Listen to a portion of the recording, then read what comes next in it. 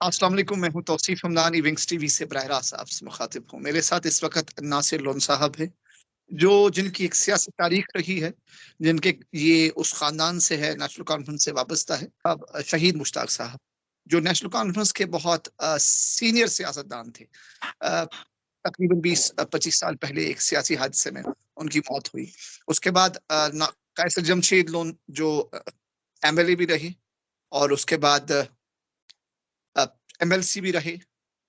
आज उनके भाई को मौका मिला है सियासी मैदान में। अ, ये डीडीसी सोगाम है। नासिर साहब, आपका बहुत बहुत शुक्रिया। Thank you very much. Nasir साहब, बहस जिम्मेदार आप नेशनल कॉन्फ्रेंस डिस्ट्रिक्ट कुपवारा में हो। क्या हाल है नेशनल कॉन्फ्रेंस के? क्या इलेक्शन के लिए तैयार हैं आप? बिल्कुल, मुझे लगता है न सिर्फ डिस्ट्रिक्ट कुपवारा में, पूरे जम्मू कश्मीर में नेशनल कॉन्फ्रेंस तैयार है। और जब भी जो ये सियासी इम्तिहान हमसे लिया जाएगा, इंशाल्लाह लोग हमारा जो है पूरे दिल से साथ देंगे। जिसकी एक झलकी आपने पिछले महीने कारगिल में देखी, तो मुझे लग नहीं रहा कि उसके बाद जो है जल्दी इंतखाबात होंगे। बट व्हेनेवर इट हैपेंस, इंशाल्लाह वी आर रेडी। ये मुस्कुराहट सही है, आपका हक ही मुस्कुराना। लेकिन 2024, जब 2014 था, तो 80 सीटों से 80 सीटों वाली पार्टी 14 सीटों पे आई थी। वो नेशनल कॉन्फ्रेंस ही थी। मुझे लगता है आप क्या स्ट्रेटजी में चेंज आई है, या क्योंकि नेशनल उमर शेख खानदान सब तीसरी जनरेशन सियासत में है, क्या, या आपने अब अवाम का जो मिजाज है वो भांप लिया है कि किस तरह से अवाम की खिदमत करनी है? आई थिंक देखिए, इलेक्शन का जो रिजल्ट होता है वो हर 6 साल पहले तो 6 साल बाद होता था, क्योंकि क्योंकि हमारे JNK में पहले हर 6 साल में असेंबली इलेक्शंस होते थे। तो 2014 में चूंकि एक बहुत मुश्किल सफर रहा, जो उस टाइम पे हमारी एक कोalition गवर्नमेंट थी कांग्रेस के साथ। उन 6 सालों में काफी मुश्किल सफर रहा, क्योंकि हालात ठीक नहीं रहे। और उसके बाद जो है फ्लड्स आ गए, तो उस वजह से लोगों को उस टाइम पे लगा शायद कि नेशनल कॉन्फ्रेंस जो है नुमाइंदगी अच्छी तरह से नहीं कर पाई है। जो कि मुझे पर्सनली लगता है कि सही नहीं था, क्योंकि हो सकता है कि हम लोग मार्केटिंग करने में या जो अपने काम को जो है सेल करने में कामयाब नहीं हुए, या लोगों तक नहीं पहुंचा पाए कि हम लोग क्या क्या काम कर पाए थे उन 6 सालों में। बहरहाल, अवाम का फैसला जो है वो सुप्रीम होता है किसी भी डेमोक्रेसी में। और हमने वो बिल्कुल एक्सेप्ट किया वो फैसला 2014 का। और उसके बाद हम लोग ऑपोजिशन में रहे, और हमने मौका दिया दूसरी पार्टीज को जो है हुकूमत करने का, लोगों की खिदमत करने का। उसके बाद क्या हाल रहे वो आप मुझसे बेहतर जानते हैं। और कुल मिला के आज जब लोग फील करते हैं, खास तौर पे 2019 के एक इम्तिहान के बाद, मुश्किल इम्तिहान के बाद, देखिए इलेक्शन लड़ना और एक गवर्नमेंट चलाना फिर भी एक आसान काम है, लेकिन एक पॉलिटिकल इम्तिहान जब जो एक आजमाइश जब पड़ती है हमारी लीडरों पे, मुझे लगता है उसमें हमेशा जो है नेशनल कॉन्फ्रेंस खरी उतरी है। और जिस तरह इससे पहले जो है पिछले 70 साल में कई बार ऐसे ऐसे मौके आए जब जो है हमारे लीडरशिप का इम्तिहान जो है लिया गया। और उसी तरह मुझे लगता है 2019 के बाद जब एक ऐसा सियासी माहौल बना जहां बेशतर लीडर जो हैं यहाँ से वहां भागे अपनी जान बचाने के लिए, कोई सिर्फ एक गाड़ी और PSO के लिए जो है, जहां उनको दिल्ली से जो है हुक्म आया वहां भागने लगे। नेशनल कॉन्फ्रेंस वाहिद एक ऐसी पार्टी है जिसकी लीडरशिप बिल्कुल डटी रही, जिसका काडर बिल्कुल डटा रहा। और इस मुश्किल इम्तिहान में जो है उन्होंने अपनी तंजीम का साथ नहीं छोड़ा और लोगों का साथ नहीं छोड़ा। तो मुझे लगता है वो ज्यादा बड़ी आजमाइश थी बनिस्बत की एक जो इलेक्शन के टाइम पे आजमाइश होती है। पार्लियामेंट इलेक्शन होने वाले हैं, तकरीबन बहुत कम समय रहा है, 4-5 जी। महीने है। आपका भी नुमाइंदा अभी सामने नहीं आया ताकि वो मेहनत कर लेता। और बारामूला कुपवारा की असेंबली पार्लियामेंट सीट है, उस पर भी अनाउंसमेंट नहीं हुई है। उमर साहब प्रोएक्टिवली अब सियासी दौरे कर रहे हैं, कुपवारा, उसके बाद टंगमर्ग, उसके बाद पटन, और एक सिलसिला चला। क्या कहीं से ग्रीन सिग्नल मिली है, या कोई नॉर्मल सियासी अमल है ये? नहीं, बिल्कुल ये एक रूटीन अमल होता है। मुझे लगता है हर साल जो हमारी पार्टी है, पार्टी की लीडरशिप है, खासतौर पे जो हमारे प्रेसिडेंट है डॉक्टर फारूक अब्दुल्ला साहब, या जो हमारे वाइस प्रेसिडेंट है उमर अब्दुल्ला साहब, वो कोशिश करते हैं कि साल में एक बार जो है हर एक कॉन्स्टिट्यूंसी में जाके जो हमारे वर्कर्स हैं या पार्टी का जो काडर है उनके साथ एक बार जो है मुलाकात करे और रूबरू हो।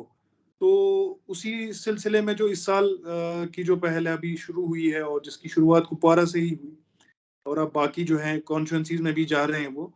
और इंशाल्लाह मुझे लगता है आने वाले 1-2 हफ्तों में जो है पूरे कश्मीर वैली की जितनी हमारी कॉन्स्टिट्यूंसीज हैं ऑलमोस्ट हर एक कॉन्स्टिट्यूंसी में पहुंचेंगे वो। आज भी जैसे कि बीरवा में है। तो ये एक रूटीन जो सिलसिला है जो हर साल कोशिश करते हैं कि एक बार जो है सीनियर लीडरशिप अपने वर्कर्स से जो है रूबरू हो और उनसे बातचीत करे। इसका मुझे नहीं लगता है कि इलेक्शंस से कोई इसका जो है वास्ता है। जहाँ तक बात रही पार्लियामेंट इलेक्शंस की, तो बिल्कुल ज़्यादा वक़्त नहीं है। कुछ ही महीने बचे हैं, लेकिन अभी जो है पार्टी लीडरशिप ने कोई डिसीजन नहीं लिया है एज़ फार एज़ जो कैंडिडेट्स कंसर्न होते हैं। तो उसमें बैठेगी जो हमारी लीडरशिप है, वो जो वर्किंग कमेटी है, वो डिसाइड करेगी कि कौन जो है अच्छा कैंडिडेट रहेगा रिस्पेक्टिव कॉन्स्टिट्यूंसीज के लिए। और इंशाल्लाह अपने का जो कैंडिडेट्स हैं फील्ड करेंगे और मेहनत करेंगे, कोशिश करेंगे उनको जिताने की। सियासी एतबार से आप इस वक्त एग्जीक्यूटिव मेंबर हो डीडीसी काउंसिल में, डेवलपमेंट डिस्ट्रिक्ट डेवलपमेंट काउंसिल है। सुगम में इस वक्त डेवलपमेंट के क्या हालात है? क्योंकि रोड बहुत बड़ा मसला था सुगाम के लिए, क्योंकि जो जब हम कुपवारा से बिगनिंग करते हैं सुगाम की तरफ, जो पुल आता है जब आप मार्केट से बाहर निकल तो पहला एक पुल आता है, वो सिंगल है, जो सिंगल लाइन है। उस पे क्या डेवलपमेंट्स है? क्या आपने कहीं अपनी बात रखी, अपनी रिप्रेजेंटेशन की उस आवाम की जो पहले बहुत मुश्किल दौर से गुजरी? पहले 5:30 बजे गेट बंद होता था, उसके बाद एक छोटा सा पुल दिया गया। उस पे किस तरह की डेवलपमेंट्स है अभी तक? आप जो लोला बाईपास की बात कर रहे हैं, उसमें बेसिकली उसमें जो एक इशू है कि जो पुल बनाया गया है थोड़ा सा छोटा रह गया। उस टाइम पे अगर थोड़ा विड्थ उसकी ज्यादा होती तो जो टू वे ट्रैफिक जो है वहां पे नहीं, बहुत मुश्किल से चल पाता है। और अगर बड़ी गाड़ी होगी तो 2 गाड़ियां पास नहीं हो पाती है। अब उसमें जो है सोल्यूशन, एक तो इंशाल्लाह उसका ऑलरेडी जो वाइडनिंग का जो है अप्रूवल हमें मिल गया है। और दूसरा उसका एक पैरेलल जो बाईपास है जो गीर हचीब के पहले ही जो जो नाले की दूसरी तरफ रास्ता है उसका, उसमें थोड़ा दिक्कत आ गई थी। फॉरेस्ट डिपार्टमेंट से क्लियरेंस नहीं थी और फिर कुछ फंडिंग का मसला था। और उसमें जो हमारा पुराना ठेकेदार था उसको पेमेंट नहीं हुई थी। तो ये सारे इश्यूज पिछली बार भी जब ऑनरेबल एलजीबी आए थे कुपवारा तो उनसे हमने रेज किए थे। और उसमें अप्रूवल मिल गया है और उसके लिए फंड्स भी एलोकेट किए गए हैं। तो इंशाल्लाह जो वो पैरेलल बाईपास का जो वो पैच है वो जब एक बार तैयार हो जाएगा तो जो ये मुश्किल है काफी हद तक जो है सॉल्व हो जाएगी। उसके अलावा इंशाल्लाह उसमें जरूरत है दूसरे ब्रिज की, उसका अभी तक अप्रूवल नहीं आया है बट प्रपोज किया गया है। लेट्स सी, होपफुली इंशाल्लाह उसका अप्रूवल भी आ जाएगा। और जो ये मुश्किल, क्योंकि काफी ट्रैफिक जैम होता है वहाँ, मैं भी अक्सर फंस जाता हूँ वहाँ ट्रैफिक जैम में। तो इंशाल्लाह मुझे उम्मीद है कि आने वाले टाइम में वो प्रॉब्लम जो है सॉल्व हो जाएगी। इरफान पंडित फौरी जो पीपल्स कॉन्फ्रेंस से वाबस्ता है, आपके सरबराह है, कैसी कम्युनिकेशन है उनके साथ? मैं आपसे क्योंकि आप शहरी हो डिस्ट्रिक्ट कुपवारा के, हमारा सब डिस्ट्रिक्ट हॉस्पिटल है जो एनएचपीसी है, हम उसको नाम फिलहाल नाम की बुलाते हैं एसडीएच कुपवारा। तो उस वक्त डीडीसी जो काउंसिल है उन्होंने अभी तक कितने फंड्स, जो जब हमने कल पता किया, अभी तक डीडीसी काउंसिल ने एक भी बार अपना फंड्स वहां नहीं दिए हैं। या वो कहते हैं ना, 4 वॉल्स के लिए, बाउंड्री वॉल्स के लिए, ड्रेनेज के लिए, या कोई इक्विपमेंट लाने के लिए। ये कितनी कहते हैं ना, वो तकलीफ दे बातें हैं कि तकरीबन 2-3 साल गुजरे अब जिस डीडीसी काउंसिल को भी, लेकिन आज तक किसी भी डीडीसी मेंबर ने पहल नहीं की कि हम एसडीएच कुपवारा को कुछ थोड़ा सा फंड दे दे। इसमें एक्चुअली एक इशू तो ये है कि वो टाउन की ड्यूरिसडिक्शन में आता है, जो कि अर्बन एरिया जो है ना उसके आते में आता है। में और है। डीडीसी काउंसिल्स का जो पैसा है वो रूरल एरियाज के लिए है, क्योंकि हम लोग we are a part of panchayat. And there is a very distinction between the panchayat and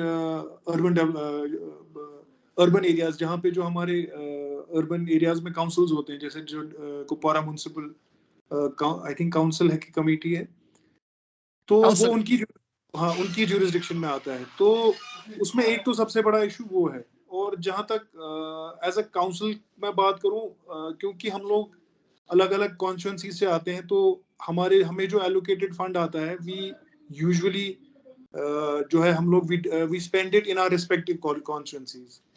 जैसे कि मेरे कॉन्स्टिट्यूंसी में एसडीएच गांव आता है, 3 पीएचसीज आती है, लालपुरा है, टिक्कीपुरा है, दिवर है, फिर ऐसे ही हेल्थ सेंटर्स आते हैं, 10-12 हेल्थ सेंटर्स आते हैं।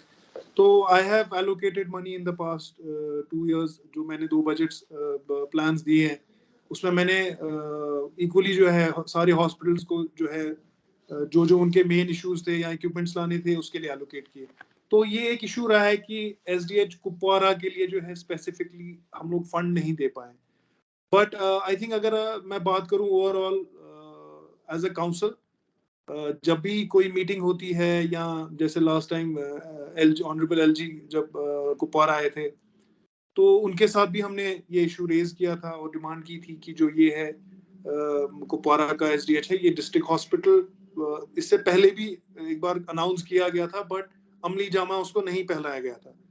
तो वी हैव जो हमने मेमोरेंडम अपना दिया था काउंसिल की तरफ से, जिसमें कुछ 15-20 बड़ी डिमांड्स जो हैं हमारे डिस्ट्रिक्ट की वो रखी थी हमने। तो उसमें आई थिंक इन टॉप 3 और 4 जो है उसमें टॉप 3 या 4 सीरियल नंबर पे जो है ये डिमांड भी थी कि कुपवारा का जो ये है डिस्ट्रिक्ट हॉस्पिटल होना चाहिए।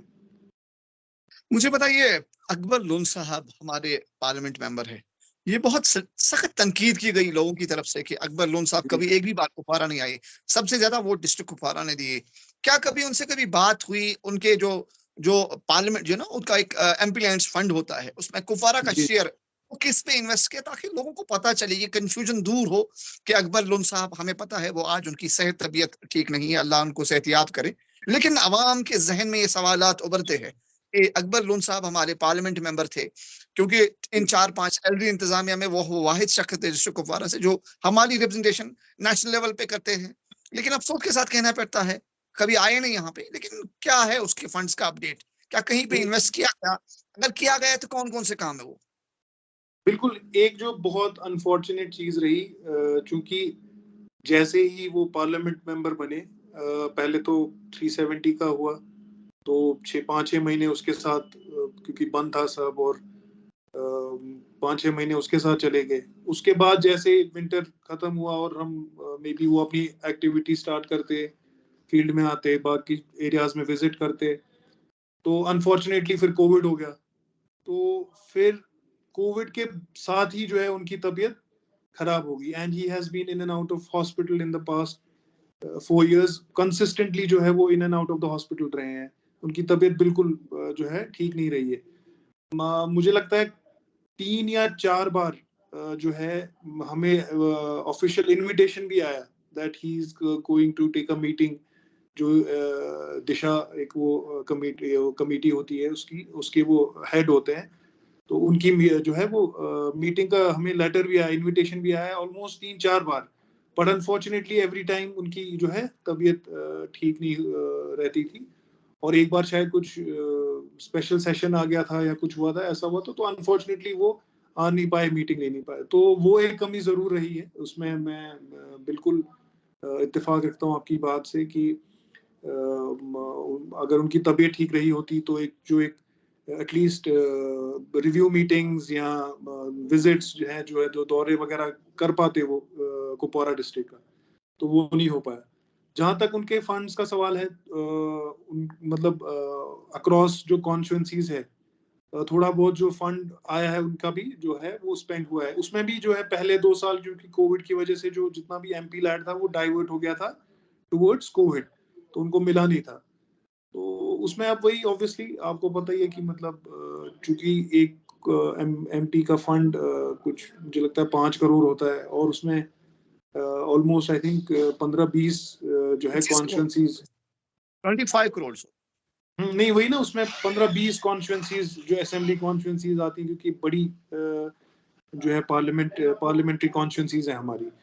तो उसमें हुआ है, मतलब अब मुझे एग्जैक्टली अभी याद नहीं है कि कौन सा पैसा कहाँ गया है, but if you want I can find out and give you a list. But थोड़ा बहुत जो है हर एक कॉन्स्टिट्यूंसी में जो है उनकी तरफ से गया है। जैसे हमारे यहाँ भी एक हमने एम्बुलेंस के लिए जो है रिक्वेस्ट की थी, वो है ऑलरेडी प्रपोज्ड है, टिकीपोरा जो हमारा एक पीएचसी है।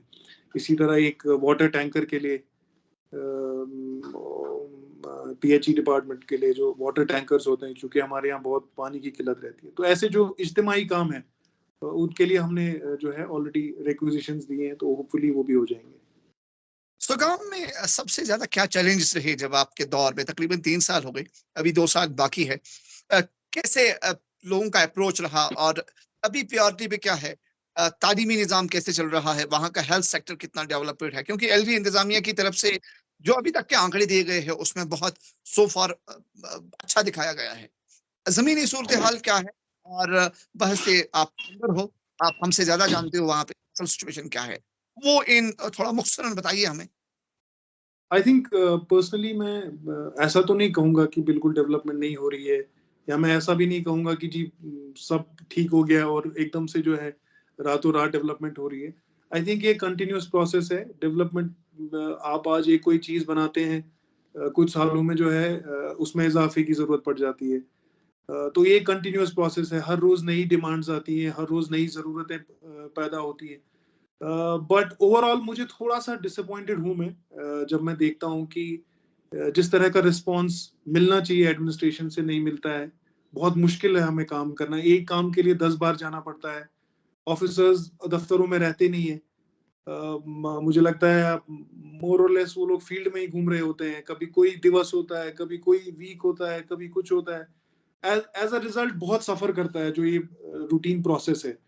अब मुझे नहीं पता, मतलब I don't want to get into a blame game कि इसकी गलती है उसकी गलती है, बट जब मैं देखता हूँ ओवरऑल तो मैं पर्सनली थोड़ा सा डिसअपॉइंटेड हूँ। खुद मैंने कोशिश की है कि जैसे हेल्थ सेक्टर है, जैसे मैं आपको बता रहा था, उसमें जो गैप्स हैं वो फिल हो पाए। वैसे ही एजुकेशन है, I been trying to set up a library in my constituency. सोगा में इंशाल्लाह वो अप्रूवल भी आ गया, पैसा भी आ गया, बट अभी एग्जीक्यूशन पार्ट जो है बहुत स्लो चल रहा है उसका। मेरा इरादा था इस साल वो लाइब्रेरी जो है शुरू करने का, बट थोड़ा उसमें डिले हो गया। अभी भी उसमें जो है थोड़ा वो फर्नीचर वगैरह का हमें परचेज करना है, जिसके लिए पैसा एलोकेट हुआ है, बट अभी वो एग्जीक्यूट नहीं हो पाया है। तो इसी तरह से बिजली का आप हाल देखिए, बहुत बुरा हाल है, मतलब परेशान है लोग, बिजली होती नहीं है। जो हमें एक वो शेड्यूल दिया जाता है, शेड्यूल मतलब मुझे लगता है उसका 10% भी हमें बिजली नहीं मिलती है। उसी तरह अगर कोई ट्रांसफार्मर खराब हो जाता है, it takes a lot of time, 10 बार फोन करना पड़ता है, फिर उनके पास गाड़ी नहीं होती है, फिर लोगों को खुद चंदा इकट्ठा करके गाड़ी में ले जाना पड़ता है, ट्रांसफार्मर ठीक करा के लाते हैं, फिर जल जाता है। तो ये सारी गैप्स हैं। डिपार्टमेंट जो है, मुझे नहीं लगता है पिछले 3 साल से जो मैं देख रहा हूँ, एक भी पोल डिपार्टमेंट ने लगाया हो कहीं, या एक भी तार कहीं लगाई हो, या एक भी ट्रांसफार्मर कहीं लगाया हो। जो भी आप देख रहे हैं, पोल हो, ट्रांसफार्मर हो, नई तार का बिछाना हो, या कोई भी ऐसा काम हो, वो सारा जो है पंचायत के थ्रू होता है। पंचायत जो अपना पैसा एलोकेट करती है इसके लिए, उसके थ्रू लगता है। डिपार्टमेंट की तरफ से मुझे नहीं लगता है कि कहीं भी ये सारे इश्यूज हमारे सॉल्व हो पाते हैं। तो इसी तरह आप पीएचई का हाल देखिए, मतलब मैं इतना डिसअपॉइंटेड था। सितंबर के महीने में बहुत खुशहाली थी और पानी नहीं था मेरी कॉन्स्टिट्यूंसी में, क्योंकि वहाँ पानी के सोर्सेज बहुत कम है। इतने परेशान थे लोग, पानी का टैंकर नहीं अवेलेबल हो पा रहा था। कभी जी अब जी ड्राइवर नहीं है, कभी जी अब तेल नहीं है, अब जी हमारा उसका टायर खराब हो गया है। तो ये सारे गैप्स देखे मैंने। हालांकि अगर बात करेंगे, जैसे जेजीएम में ऑलमोस्ट 11 नए प्रोजेक्ट्स पे काम चल रहा है, लेकिन जो ये डे टू डे प्रॉब्लम्स है और ये छोटी गैप्स हैं, ये मुझे लगता है कहीं ना कहीं फिल नहीं हो पा रही है। तो कोशिश करते हैं, बट चल रहा है मतलब ओवरऑल। बट मुझे लगता है कि और बहुत ज़्यादा काम करने की ज़रूरत है, ख़ास तौर पे बिजली की अगर मैं बात करूं। अभी आप देखें, मतलब पूरे जम्मू कश्मीर का बुरा हाल है, तो उसी तरह डिस्ट्रिक्ट कुपवारा का भी बुरा हाल है। रोज फोन आते हैं कि जी बिजली बिल्कुल देखने को नहीं मिलती है, आती है 5 मिनट बाद चली जाती है। तो ये सारे इश्यूज हैं अभी भी ग्राउंड पे। होपफुली आने वाले टाइम में मुझे उम्मीद है कि ये सारे इश्यूज जो हैं हल हो पाए लोगों के। मेरी बेस्ट विशेस आपके साथ। आपने अपना कीमती समय दिया, उसके लिए बहुत बहुत शुक्रिया नासिर साहब। Thank you. विंग्स टीवी के साथ जुड़ने के लिए बहुत बहुत शुक्रिया। Thank you so much. Thank you.